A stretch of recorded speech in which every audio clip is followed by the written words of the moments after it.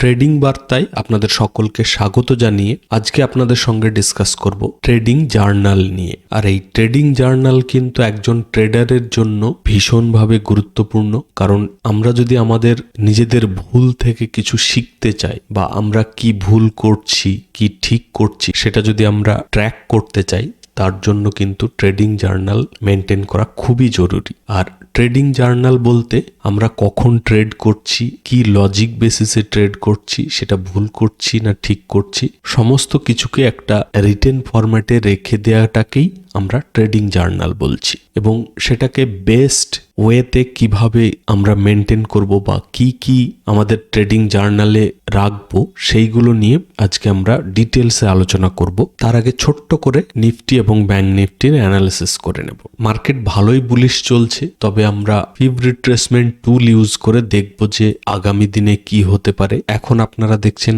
নিফটির chart 15 minute time ফ্রেমে, আর এই নিচে থেকে উপর পর্যন্ত ফিব রিট্রেসমেন্ট টুল দিয়ে মার্ক করলাম। তো আশা করছি এখান থেকে 23,600-তে সাপোর্ট নিয়ে আবার মার্কেট বুলিশ হতে পারে, তবে 23,800-র কাছে গেলে আবার কিন্তু রেসিস্টেন্স ফেস করতে পারে। তবে 800-র উপরে যদি খুব ভালো বুলিশ ক্যান্ডেল বানিয়ে ক্লোজিং দেয়, তাহলে কিন্তু আমাদের নেক্সট টার্গেট 24,000-এর লেভেল থাকবে। আর এই ফিব রিট্রেসমেন্ট টুলের নিচে 23,570-এর নিচে যদি ট্রেড করতে থাকে, আমরা কিন্তু এই গ্যাপ ফিলিং পর্যন্ত টার্গেট রাখতে পারি, মোটামুটি 23,370 পর্যন্ত। এবার একবার ব্যাংক নিফটির চার্টটাও দেখে নেব।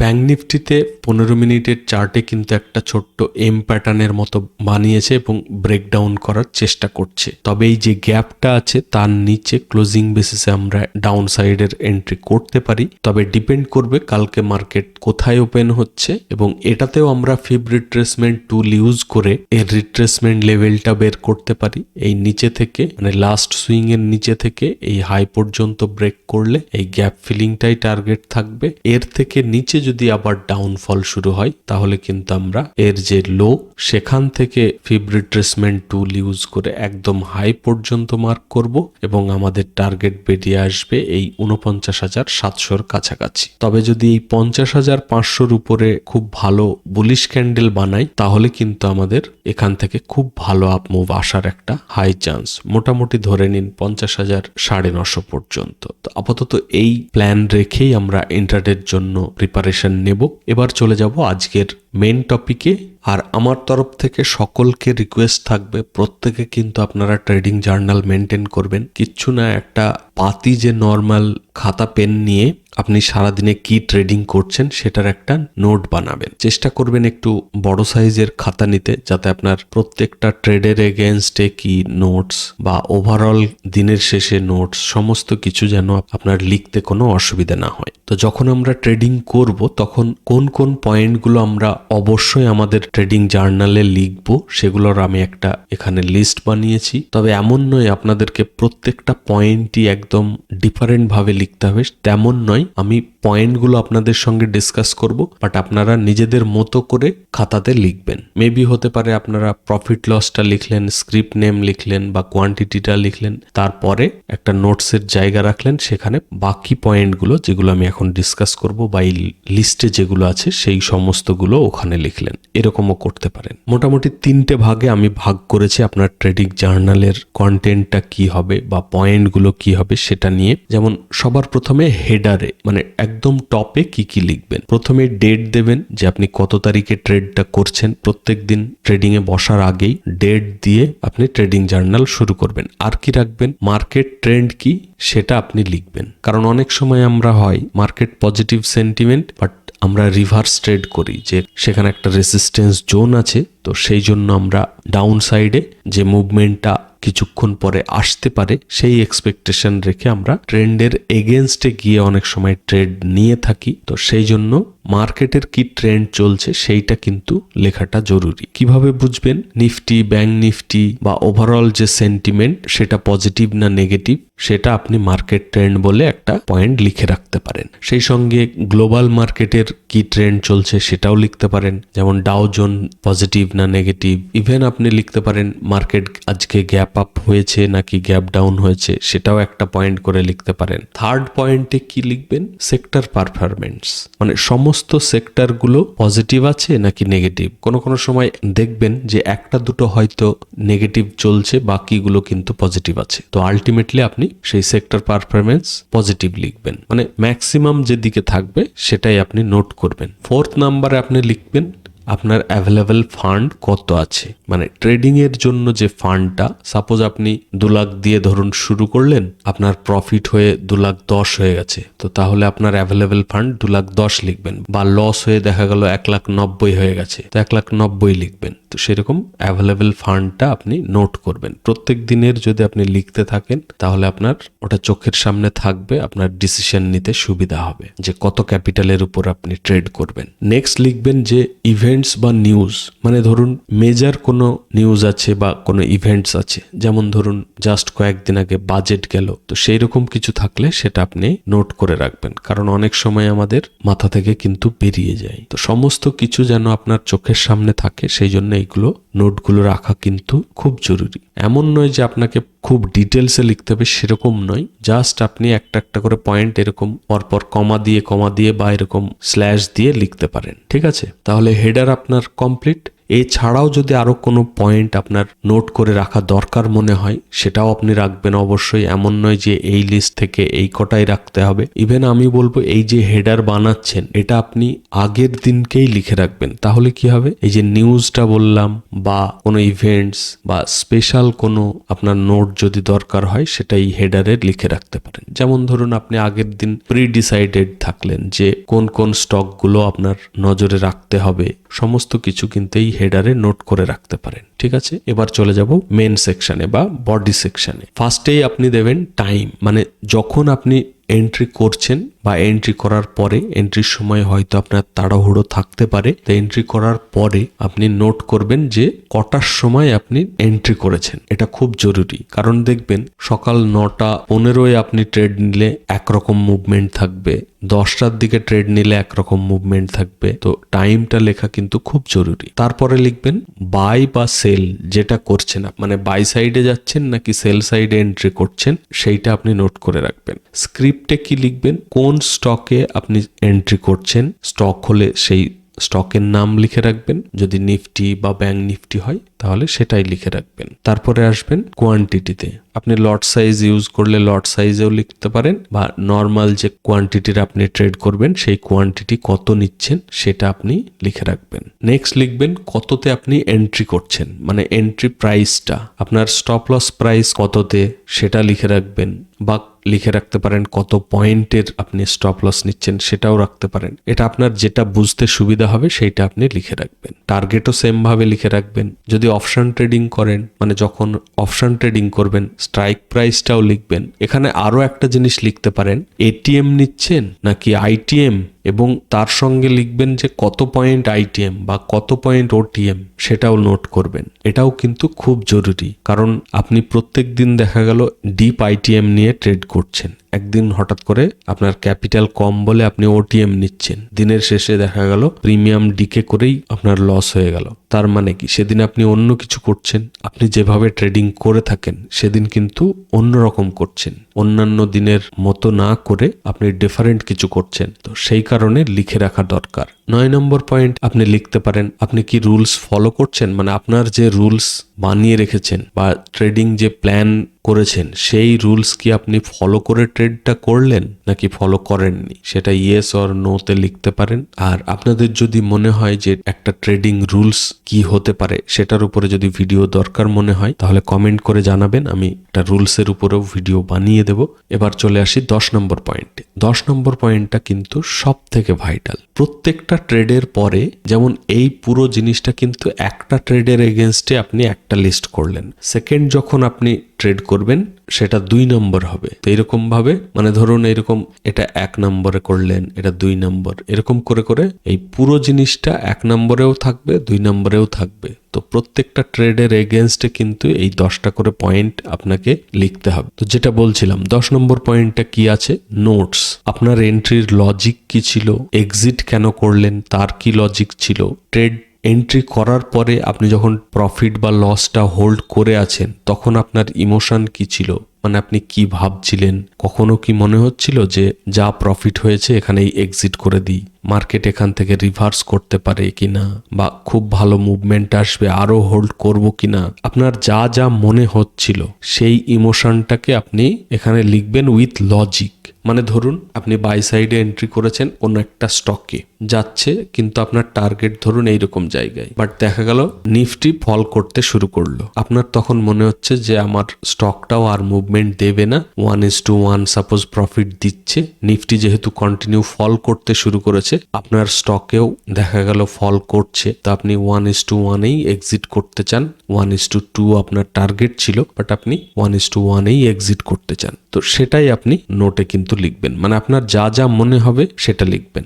আর প্লিজ ভিডিওটা সবাই লাইক করবেন, আর চ্যানেল যদি এখনো সাবস্ক্রাইব করে না থাকেন অবশ্যই সাবস্ক্রাইব করে নেবেন। এবার চলে আসি ফুটার সেকশনে। মানে এরকম আপনি ধরুন 4টে ট্রেড করলেন একদিনে, 1, 2, 3, 4 এরকম এতগুলো রুলস প্রত্যেকটাই আপনি মেনটেন করলেন। তারপরে টোটাল করার জন্য নিচে চলে আসলেন, সেটাকে বলছি ফুটার সেকশন। ফুটারে কি কি লিখবেন? প্রথমে লিখবেন টোটাল পিএনএল, আপনার কি দেখাচ্ছে, কত প্রফিট হলো বা কত লস হলো, আর টোটালটা আপনি নোট করলেন। একটা করবেন প্রাইস হিসেবে কত আপনার টোটাল হচ্ছে, আর আপনার যে ফান্ড বা ক্যাপিটাল সেই অনুযায়ী আপনার কত পার্সেন্টেজ আজকে প্রফিট বা লস হলো সেটাও লিখবেন। আর সব থেকে বেস্ট হবে আপনি যদি প্রত্যেকটা ট্রেডে কত পার্সেন্ট প্রফিট করলেন সেটা প্রাইস এবং পার্সেন্টেজ দুটোই যদি লেখেন, আর সেটা যদি নাও পারেন অ্যাটলিস্ট টোটালের উপরে আপনার দিনের শেষে কত পার্সেন্ট প্রফিট হলো আর কত অ্যামাউন্ট হলো দুটোই লিখবেন। থার্ডে কি লিখবেন? টোটাল নাম্বার অফ ট্রেড, মানে একদিনে আপনি টোটাল কটা ট্রেড করলেন সেটা আপনি নোট করে রাখলেন। কটা টোটাল স্ক্রিপ্টের উপরে আপনি আজকে ট্রেড করলেন, মানে ধরুন দুটো স্টকে আপনি ট্রেড করলেন, সে একটাতে 2বার 3বার 4বার যত খুশি হোক, বাট যদি দুটো স্টকেই সাপোজ ধরুন রিলায়েন্সে আর টাটা মোটরসে আপনি এটাতে 2বার ট্রেড করেছেন, এটাতে 3বার, তবুও কিন্তু আপনি লিখবেন 2, কারণ আপনি রিলায়েন্স আর টাটা মোটরস এই দুটোতেই আপনি ট্রেড করেছেন। তাহলে স্ক্রিপ্ট হবে 2, টোটাল ট্রেড হবে আপনার 2 আর 3-এ 5।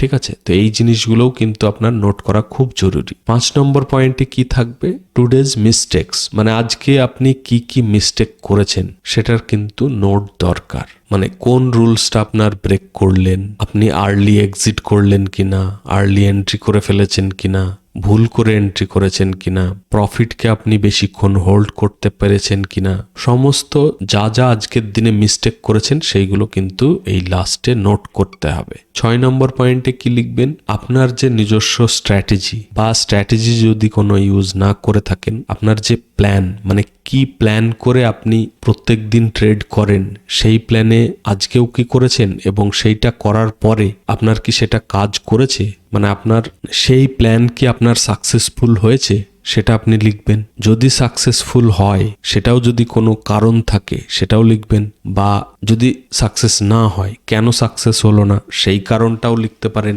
আর এমন করবেন না যে আপনার দেখা গেল 10 লাইন লেখার জিনিসটা এত শর্ট করছেন যে আপনার 1 লাইনও হচ্ছে না, পরে দেখা গেল আপনি পড়ে বুঝতেই পারলেন না, সেরকম করবেন না। পরে যাতে পড়ে আপনি ঠিকঠাকভাবে বুঝতে পারেন যে এখানে আপনি কি লিখেছেন বা সেই দিনকে কি ঘটেছিল সেটা পুরো ডিটেলসে কিন্তু আপনাকে লিখতে হবে। দরকার হলে নর্মাল যে দিস্তা খাতা হয় সেই বড় খাতা কিনবেন, তাহলে কি হবে আপনার প্রপার ভাবে প্রত্যেকটা পয়েন্ট কিন্তু আপনি লিখতে পারবেন। এবং এই খাতার সঙ্গে পারলে একটা রেড কালার একটা গ্রিন কালারের পেনও কিনে রাখবেন, এবং যেখানে যেখানে আপনার মিস্টেক্সগুলো করছেন সেই মিস্টেক্সগুলোতে রেড কালার দিয়ে মার্ক করবেন, বা দিনের শেষে প্রফিট হলে গ্রিন কালার দিয়ে সেটা মার্ক করলেন, লস হলে রেড কালার দিয়ে মার্ক করলেন, বা রুলস যখন ফলো করছেন বা যেটা আপনি প্ল্যান করেছেন ঠিকঠাকভাবে কি লজিক ওয়াইজ আপনি সাকসেসফুল ট্রেডটা করলেন সেটা গ্রিন কালার দিয়ে মার্ক করতে পারেন। পুরো জার্নালটাকে একদম প্রপার ভাবে আপনি প্ল্যান মাফিক করবেন। আর 7 নম্বর পয়েন্টে কি, আগামী দিনে আপনার কি ইমপ্রুভমেন্ট করার দরকার বা কি কি ইমপ্রুভমেন্ট আপনি নেক্সট ডে থেকে করতে চান সেই সমস্ত কিছু কিন্তু ডিটেলসে লিখবেন। আর এমন নয় যে আপনাকে ইংলিশে লিখতে হবে, আপনি বাংলা, হিন্দি, ইংলিশ নিজের যেটা বেস্ট মনে হবে সেইভাবে পুরো ডিটেলসে লিখবেন। এবং লেখার পরে যখন সন্ধ্যাবেলায় আবার বসবেন তখন কিন্তু সারাদিনে কি লিখেছেন এবং সারাদিনে কি ট্রেড করেছেন সেই লেখাগুলো পুরোটা আপনি পড়তে থাকবেন। তাহলে দেখবেন সারাদিনে কি কি ভুল করলেন, কি কি ঠিক করলেন, প্রত্যেকটা জিনিস কিন্তু আপনার ক্লিয়ারভাবে বুঝতে পারবেন। এবং যতক্ষণ না এই কি আপনি ডেইলি বেসিসে ভুল করছেন, কি ঠিক করছেন, সমস্ত কিছু যতক্ষণ না আপনি নিজের চোখে দেখবেন বা আপনার ভুলগুলো যতবার পড়বেন, ও পড়ার সঙ্গে সঙ্গে কিন্তু আপনার মাইন্ডে কিন্তু এফেক্ট করতে থাকবে। যখন আপনার মাথার মধ্যে জিনিসগুলো ঢুকবে যে হ্যাঁ আমি এই ভুলগুলো করছি এবং এগুলোকে আমাকে ইমপ্রুভমেন্ট করতে হবে, মাথার মধ্যে থাকলে তবেই দেখবেন ইমপ্রুভমেন্ট করতে পারছেন। আর যে লজিক ওয়াইজ ট্রেড করে আপনি সাকসেস হচ্ছেন বা আপনার ট্রেডগুলো সাকসেসফুল হচ্ছে, সেগুলো যখন আপনি পরে ফার্দার পড়বেন, পড়ার পরে আপনার মধ্যে একটা হিউজ কনফিডেন্স তৈরি হবে। যতক্ষণ না আপনার নিজের চোখে দেখবেন যে হ্যাঁ এই লজিকটা ইউজ করলে আমার ট্রেড সাকসেস হচ্ছে ম্যাক্সিমাম ডেজ, এমন হয়তো নয় যে আপনার 10 দিনের মধ্যে 10 দিনই আপনার প্রফিট হবে, বাট দেখলেন 10 দিনের মধ্যে 8 দিন কি 7 দিন প্রফিট হচ্ছে এই লজিক ইউজ করলে বা এইভাবে ট্রেড করলে, সেটা যখন আপনি চোখের সামনে ডেইলি বেসিসে দেখবেন, ওটার প্রতি আপনার কনফিডেন্স তৈরি হবে। আর যখনই কনফিডেন্সটা তৈরি হবে, আপনি কিন্তু একটা প্রফিটেবল ট্রেডকে হোল্ড করে হিউজ প্রফিট একটা ক্যাপচার করতে পারবেন। উইকেন্ডে বসে আপনার পুরো সপ্তাহে কি করলেন তার জন্য আর একটা আলাদা পেজ নেবেন। সেই পেজে কিন্তু পুরো সপ্তাহে আপনি কি করেছেন তার একটা নোট বানাবেন। এমন নয় যে এই ডিটেলসগুলো আপনাকে নতুন করে আবার লিখতে হবে। আপনি ওভারঅল একটা কি করেছেন, কি আপনার নেক্সট উইকে ইমপ্রুভমেন্ট করা দরকার, বা কোন স্ট্র্যাটেজি বা কোন প্ল্যান আপনার এই সপ্তাহে সাকসেস হলো বা ঠিকঠাক কাজ করলো, কি আপনি ভুল করেছেন, কোন রুলসটা আপনি ফলো করতে পারেননি, সমস্ত কিছু উইকেন্ডে বসে একটা পেজ নিয়ে 1 2 3 করে একটা লিস্ট বানাবেন যে এই জিনিসগুলো আমার ইমপ্রুভমেন্ট করা দরকার, এই জিনিসগুলো আমি এই সপ্তাহে ভুল করেছি, আমার ওভারঅল এই সপ্তাহে এত প্রফিট হয়েছে বা এত লস হয়েছে, সমস্ত কিছু উইকেন্ডে একটা লিস্ট তৈরি করবেন এবং সেই সঙ্গে প্ল্যান করবেন যে নেক্সট উইকে আমার কি ইমপ্রুভমেন্টস দরকার আছে বা নেক্সট উইকে আমি কি করব। ঠিক আছে, সেই রকম ভাবে মান্থ এন্ডেও কিন্তু আপনাকে বসতে হবে। মান্থ এন্ডে কি করবেন, যেহেতু আপনি প্রত্যেক সপ্তাহে একটা করে নোট বানাচ্ছেন, তো এই মান্থ এন্ডে ওই উইকলি নোটগুলো দেখে মান্থের শেষেও একটা পেজ নেবেন। সেই পেজে পুরো মান্থে ওভারঅল আপনি কি ভুল করেছেন, কি ঠিক করেছেন, আপনার ট্রেডিং প্ল্যান কাজ করেছে কিনা, ওভারঅল কত প্রফিট হলো এই মাসে বা কত লস হলো, কি আপনার ইমপ্রুভমেন্ট করার দরকার ছিল বা নতুন কি আপনি প্ল্যান করতে চলেছেন, সমস্ত কিছু আপনি মান্থ এন্ডে একটা নতুন করে আপনার ট্রেডিং জার্নালে অ্যাড করবেন। আর প্লিজ ভিডিওটা লাইক করবেন, আর সাবস্ক্রাইব করা না থাকলে অবশ্যই সাবস্ক্রাইব করে নেবেন।